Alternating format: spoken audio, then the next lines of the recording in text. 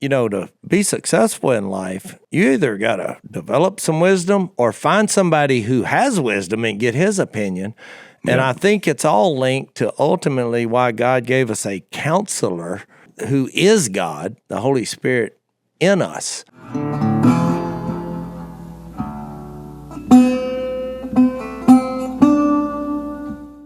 And I really think it will bring clarity in your daily actions, which is why Jesus said wisdom is proved right by our actions, which I do think it's representative of, that Proverbs 8, tying it to the human world is so profound. And I do think it is a blueprint designed by God. And you see that all throughout these, from chapter 10 through 30, it's just these little sayings and almost riddles, but it shows you how deeper wisdom is, because ultimately, to be successful in life, you either got to develop some wisdom or find somebody who has wisdom and get his opinion. These wisdom literature books, Proverbs, Ecclesiastes, and we hadn't talked about Job, but I do think when you put those three books together, you kind of see this wisdom personified, this blueprint that, is a metaphor for God's sister or maiden or wife or however you want to characterize it, that is fulfilled in Jesus. Because you see in Proverbs, all right, here's just kind of the facts of life.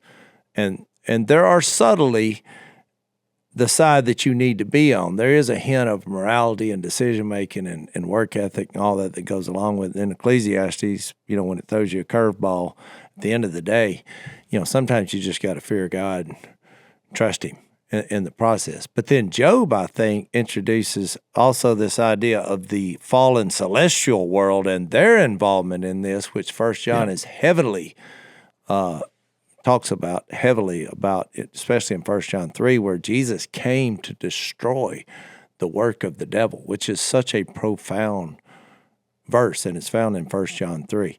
And I think you see, in that case, life is full with the evil one's attacks and the spiritual forces of evil in the heavenly realms. And I think all those components come together.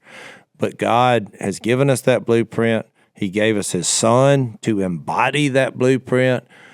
And he's now our advocate at the right hand of God, but he's also given us the Spirit to kind of make this happen in our actions of being like Jesus and reflecting who God is. When James gets to chapter 3, which this really embodied Jesus' style and his mission and in his sermons and about being from heaven.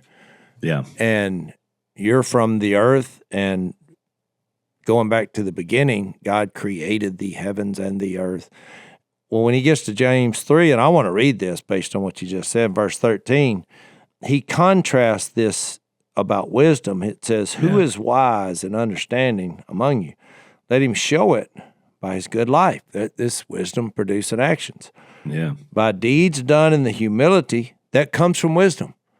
It is literally the blueprint that God created the world.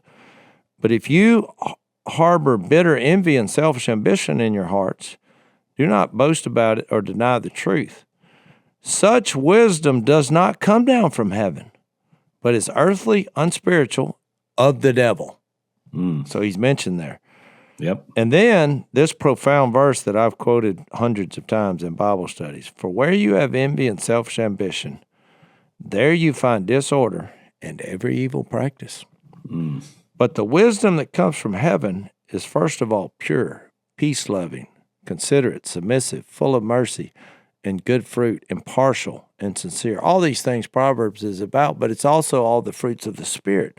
Peacemakers who sow in peace raise a harvest of righteousness. But then focus on that. There's the work. They sow in peace and raise a harvest of righteousness. So, and that, what comes along with that? Dirty mangers, cleaning up. Yep. And I think, if you kind of realize, okay, maybe I need to, like one of my mentors used to tell me every time I would bring up some passage that I hadn't really thought out well, he would say, you need to think bigger. and and I fear that as we talked about last podcast, we're so focused on atonement, just getting in and not going to hell or whatever the motivation is, that we're missing this experience of participating with our Maker on earth and representing Him, and He's supplied everything we need.